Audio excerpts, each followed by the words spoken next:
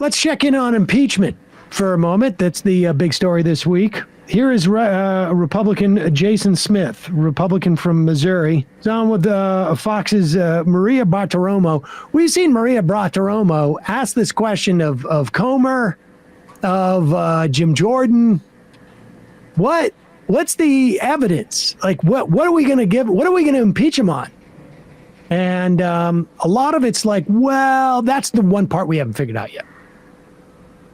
But what I want to know is what you believe is the most damning evidence that you all have to suggest bribery, that the president was involved in bribery and money laundering. You've told us about the $20 million. Is it more than that? Nancy Mace told us that it could be $50 million. What were they getting paid for? And how come they set up 20 shell companies while he was vice president? What are these shell companies about? Those are all great questions that we need answers to. Unfortunately, since we released the testimony of the IRS whistleblowers on June 22nd, myself, Jim Jordan, Jamie Comer have sent 16 different investigative letters to the Biden administration asking questions and demanding answers, and they have stonewalled us this entire time. That is why we're going to an impeachment inquiry, is because we need these questions answered. But guess what? Joe Biden and his administration is stopping us at every level. There is no evidence that a crime has been committed here.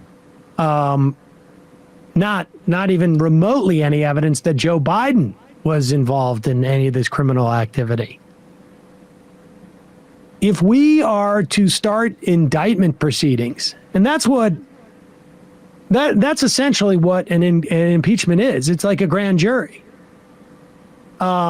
If we are to start grand juries based upon people who have shell companies and LLCs and S corps and whatnot, we're going to be very, very busy in this country. It is amazing that after 2 years, they still don't have any evidence in which they can go on, even on Fox, and say, we've got this evidence. It really is amazing. But this impeachment is going to go ahead. They're going to impeach him.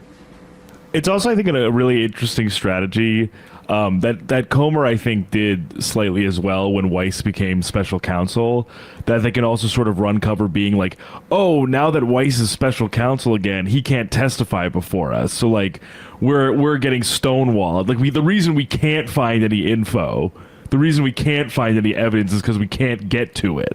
Like, it gives them a longer leash almost to be like, oh, if those dastardly Biden administration folks would only cooperate, we'd be able to get that evidence we have.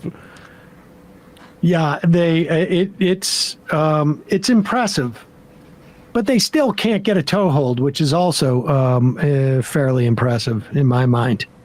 Let's go to here's Fox and Friends talking about school indoctrination. I mean, this is what I guess this is what the campaign is going to be. Essentially, the Biden, what is it? The Biden crime family, one of the least successful crime families in the history of crime families.